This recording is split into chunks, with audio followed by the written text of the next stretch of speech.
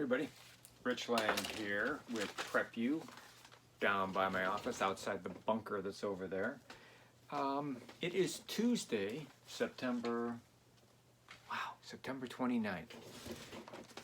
So if it's Tuesday, it must be time for prepping tip of the week. And this is a kind of interesting. It may not interest a lot of people, but a lot of stuff we talk about with prepping and stuff like that is, bug out location and getting to your bug out location or your second home or whatever, dropping survival caches along the way to get to your bug out location. Are you going to bug out or you're not going to bug out? Have we ever really thought about what's a good bug out location? So let's take a little bit of time, this tip on this week, and talk about bug out location. Where are you going? Like I said, you've got to look at it, three different ways. Is it just a location that you're going to go to and hang out? Maybe it's it's like a hunting cabin or a hunting trailer or a place to pitch a tent that you go for hunting. Maybe it's where you're moving. Maybe you're done with the city. Maybe you want to get the heck out of Dodge and go someplace where it's a little slower, a little simpler life. You've spent the life, most of your adult life in the city, and you're done. Or it's a vacation property that doubles as your bug out location. I've looked on the internet to a whole bunch of different places, and we're going to talk about those different sites here in a second. But let's look at the criteria that you're going to pick for a bug out location. Oh, and there's more. I'm just throwing some at you. For your bug out location or a new home or a vacation property, let's take a look at it. So what are, some of our criteria? Obviously remote locations, but not too remote. I mean, you want to be away, maybe you want to be away from neighbors, gangs, the feds, nuclear power plants. Take a look at different maps. You can find a lot of these places. Obviously, the gangs and neighbors basically is big cities, but not always. So that's one criteria. Ease of resupply. Maybe you want to be away from town, but not that far away from town. We had a vacation property in Michigan, and we were basically 45 minutes away from town. We were still pretty close. In an emergency, we still got emergency response personnel that came to our house, but 45 minutes. That's something else to think about. Not only ease of supply, but what if something happens on your property and you need to get emergency response personnel there? That's kind of really important to look at. Availability of water. Okay, well, if you're buying a home or maybe a vacation property, you have a well. You have someone come in and dig you a well. You can, if you have a bug out location that's just where you're going to put a trailer and pitch a tent, maybe you don't want to drill a well, or there's no reason to drill a well. Then you're going to look at rivers, lakes, rain. Is there enough rain in the area? Do you need electric power? Do you need to be able to hook into the grid, or are you going to go off the grid and not be on city electric or whatever? Or maybe you're going to run a power generator off of natural gas. Where are you going to get the natural gas from? Got to look at that too. Also, are you going to go all solar? Solar is becoming cheaper and a lot easier to put together, although I would still suggest you have a licensed solar electrician do that for you and set up the power plant and the storage batteries and stuff like that. And so power or not power, you got to look at that. Natural resources. If you're going to live there, you want to have an area where you can get wood and there's plenty of game, places to fish, stuff like that. So you want to have food, because maybe you aren't going to be close to town. Maybe you're going to be 5 hours away from town. And there's nothing wrong with 5 hours away from town, as long as you're, you plan on being totally self-sufficient and you're only going to go to town maybe once a month, twice a month or stuff like that, and pick up, your basic supplies and everything else you're going to take care of on your land. You also want to look at a map of natural disasters. I mean, obviously you want to look where are the earthquakes? Where do hurricanes happen? And what about tornadoes? Blizzards, all that kind of stuff. If none of those bother you, go wherever. Of all those where I've always lived, the only thing that I had to worry about were blizzards or heavy rains, and that's really no big deal. You can always hunker down in a blizzard. Can't hunker down during an earthquake or a hurricane. Well, I guess you could during a hurricane. I'd want to leave.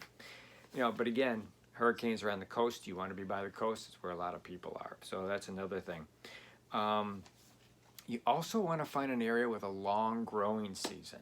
You want to go someplace where you only have a couple months and you have to build, elaborate structures that are going to retain the heat to get a longer growing season. So the longer growing season, the better. And along with that, longer growing season, a longer wet, long rainy season where you can get the rain and then use it for your crops or whatever. If you're going to be someplace close to town, you're going to buy property and stuff like that, you want to find a place that's got low taxes. Prime example, Midwest area, Chicagoland area, high taxes. You go out 2-3 hours away from Chicago, low taxes. Austin, Texas, high taxes. Going to the foothills, lower taxes.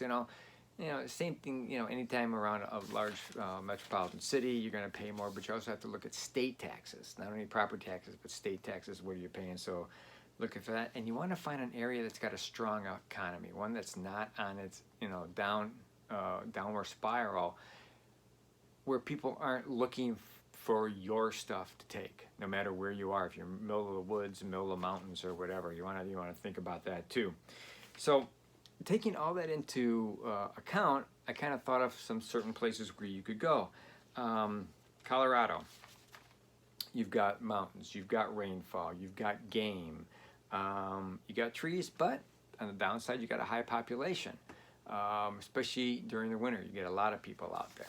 I mean, it's not high population like, the coast, obviously, but there is a higher population. Montana, low population, good rainfall, game, but a short growing season. You got to think about the growing season again. Tennessee and eastern Kentucky, lots of rain. Game, very plentiful. Trees everywhere. Hills and mountain. The west side of the state has a low population. The downside is there are a lot of preppers in that area. A lot of home folk that may not, really appreciate newcomers coming in. So you got to think about that. Are you outgoing? Are you going to be more of a hermit? How are you going to be? West Virginia, again, rain, game, trees. Lots of isolated areas in West Virginia, which is great. All right, another place, Minnesota. Hey, they call it the land of 1,000 lakes for a reason, because it's got 1,000 lakes. Lots of land. There's a lot of open land for sale in Minnesota. It really is. It's everywhere. Plenty of game, plenty of trees. Great rivers for fishing. I mean, I love Minnesota. I love northern Wisconsin too. Same deal. In the upper third, just like Wisconsin, the upper third, there is nobody up there. But again, there's towns, and you can get, to town and pick up the stuff that you need and get back again. I've never been to Oregon, but Oregon was on a couple of lists that I saw. Small population, lots of rain. Land is very fertile out in Oregon. I didn't know that. It's very conservative outside the cities. And best of all the western 3 states on the West Coast. So if you want the West Coast, that's going to be the best of the 3 that are out there. Some others, honorable mentions, are like Idaho and the Western Dakotas are really good. I know a lot of the websites really push Texas. Well, Texas is great. Texas is huge. Some of the things you want to think about with Texas is West Texas, there is very, very little rainfall. So unless you can find, water underground, it's going to be really tough out there. There's not many people out there, so that's a plus, But like I was talking earlier, the Texas Hill Country, beautiful. It's a great option, but you're still going to have to drill for a well out in, the rest of eastern Texas, northern Texas. In southern Texas, the biggest problem with southern Texas, now you're getting into a more populated area. You're also getting less conservative, and hurricanes. You got to think about hurricanes down that way. But these are just, just some, thoughts, things to think about. But how do I want to put this? To further your search, I've got some websites for you. Let me read them off to you. Obviously, askaprepper.com, great website. Bunkerland, we talked about Bunkerland. We actually have a video about Bunkerland. It's basically where you can buy old bunkers. Okay, they're owned by the military. It's perfect. How would you like a silo? Wouldn't that be an awesome house? Check out silo homes sometimes, not corn silos, missile silos. Modernsurvival.com. Modernsurvival.com is great. Okay, prepper.com/best prepper states. So that's prepper.com/best prepper states. There you go. Then there's Preppered Survivalist. That is preppersurvivalist.com, top 5 places. Okay, and then of course Off the Grid News. That's another good website to go to. But we talk about it all the time. We talk about bug out locations or having a place to go. Do your research. Find a good place. Think about the criteria. Like I said, go to these websites and look at their criterias, and you pick a good place to go. So that's it. That's Tuesday's prepping tip of the week. Like we always say, number 1, thank you subscribers. Appreciate y'all very, very much. And want to make sure that you are always aware of your surroundings at work, home, play, or on vacation. You want to make sure that you got at least 72 hours of food for if you got to bug out or if you have to evacuate in a hurry. And at least 30 to 60 days or more of shelter-in-place food, and you pick the type of food that you want. And I wouldn't get all one kind, kind of mix it up a little bit, but look for some stuff that's longer duration to save you some money.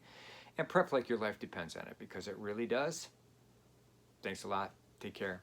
See ya next time.